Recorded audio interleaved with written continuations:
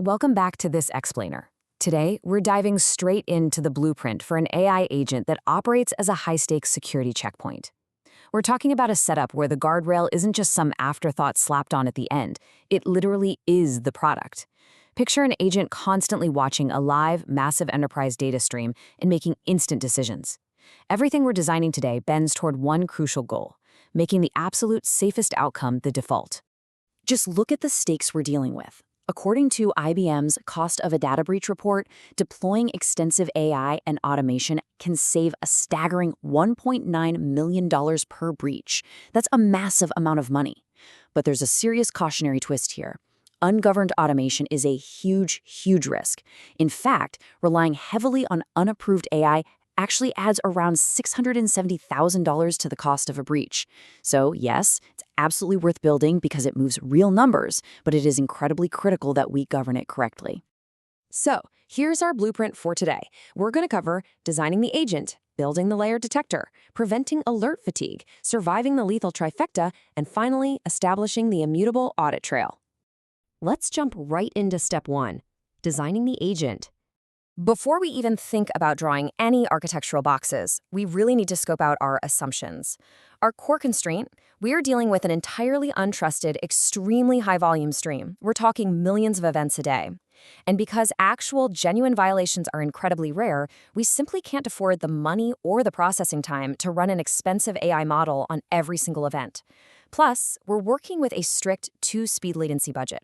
That means obvious violations have to be blocked instantly, while the more subtle, sneaky anomalies have just a tiny bit more time, maybe a second, to be analyzed. Which brings us to part 2, the layered detector. To actually solve this without totally breaking the bank or stalling out our system, we're going to snap together a layered detector architecture. The absolute foundation of this checkpoint is the stream itself.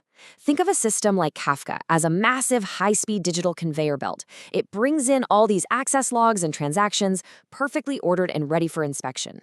It's partitioned and highly scalable, meaning that if a sudden massive spike in traffic hits, it sheds the load gracefully instead of just completely dropping events. Next up, we have our fast path. Think of this exactly like a really fast metal detector at an airport. Deterministic rules run right in line on every single event on that conveyor belt. This is that first speed in our 2-speed budget. These rules are cheap, they're incredibly fast, and they catch the obvious violations instantly, completely bypassing the AI model altogether. But what about the ambiguous stuff? For those tricky events that manage to slip past the metal detector, we need to retrieve the exact written policies they should be graded against. Corporate policies change constantly, right? So pulling them dynamically is an absolute must. To do this safely, we use something called a relevance floor. Basically, it's a minimum matching threshold to guarantee the agent doesn't just confidently apply some totally irrelevant policy just because it happened to be the closest match it could find. At the exact same time, we're also checking for anomaly signals.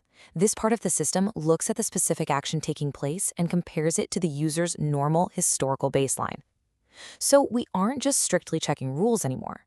We're essentially asking, is this behavior highly unusual for this specific person? All right, now we bring in the heavyweight. The more expensive, deep analysis language model finally steps in, acting sort of like a human supervisor. But remember, it's only judging those tricky, ambiguous events that made it past the first layer. It evaluates them against the retrieved policies and those anomaly signals we just talked about. This is exactly where we choose to spend our computational budget, relying on the model to deliver a highly contextualized, firmly grounded verdict. We also need to give this agent some tools to work with. Basically, we're giving it hands. But since we are operating in a super high-security environment, these tools are strictly typed, they are carefully allow-listed, and crucially, they are read-only. Their only job is to gather more context on the actor if needed. They absolutely do not have the power to take dangerous, open-ended actions. So, pulling all of this together, the retrieved policy, the anomaly context, and the tool enrichment, the system now has to confidently make a call. And the possible outputs are simple, but absolute. It can allow the action, flag it for review, or block it entirely. But here's a great question. What happens when the model is genuinely unsure? Well, the safe default here has to be escalation. Instead of taking a wild guess, the agent simply hands that flag over to a human reviewer, bundled with all that rich context it just gathered. This ensures the human stays in the loop exactly where their judgment counts the most. And this really brings us full circle to our core philosophy. For those clear, unmistakable violations, the agent enforces the block in real time. It's the ultimate proof that in this kind of AI security architecture, the guardrail truly is the product. But critically, every single action it takes is written down to a rigorous audit trail. We'll get to why that's so important in just a minute. First, let's look at part 3, preventing alert fatigue. Okay, so we've built our detector. It works. But the biggest operational risk to this whole setup actually isn't the AI failing. It's burying your human analysts under a mountain of false alarms. Because real violations are so rare in the wild, even a tiny, fractional false positive rate on millions of daily events will completely flood your review queue. This makes your false positive budget a massive load-bearing constraint. Think about it. If your analysts are overwhelmed and stop trusting the system, your actual security posture basically degrades to zero.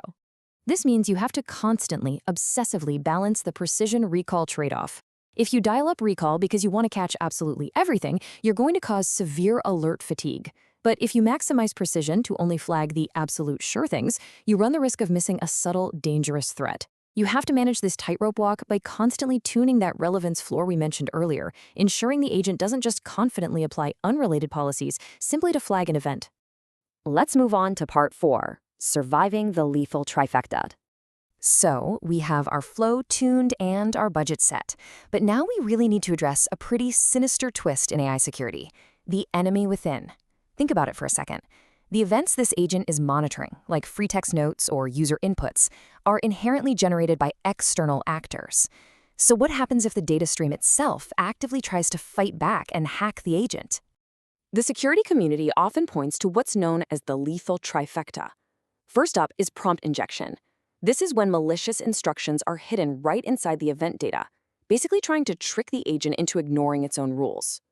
Second is excessive agency, which means accidentally giving an agent way more power than the situation warrants, like letting it delete user accounts instead of just blocking a single action.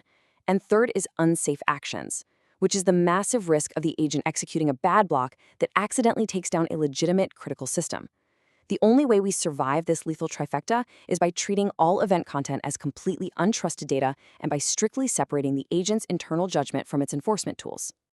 Finally, we arrive at part 5, the immutable audit trail. Here's the thing. A security agent isn't just about stopping threats in the moment. It's also about proving exactly why you stopped them to auditors and regulators later. They need undeniable proof that a decision wasn't quietly edited after the fact. So, we lock down the evidence by constructing a cryptographically hash-chained, tamper-evident audit trail for every single verdict. Step 1, we record the decision and all the retrieved evidence.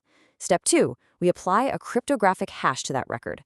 Think of it as an unbreakable digital wax seal. Step 3, we chain that hash directly to the previous decision's hash. By verifying this entire chain end-to-end, we can mathematically prove that absolutely no tampering occurred. As you take these principles and apply them back to your own work, I want to leave you with one final provocative thought about the future of autonomous agent design. Today, we've built a system where human escalation is our safe defaults.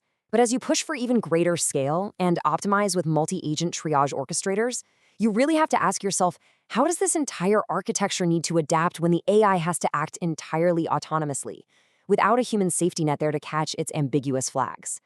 It is a fascinating challenge for the next generation of system design. Thanks so much for joining me on this explainer, and I will catch you in the next one.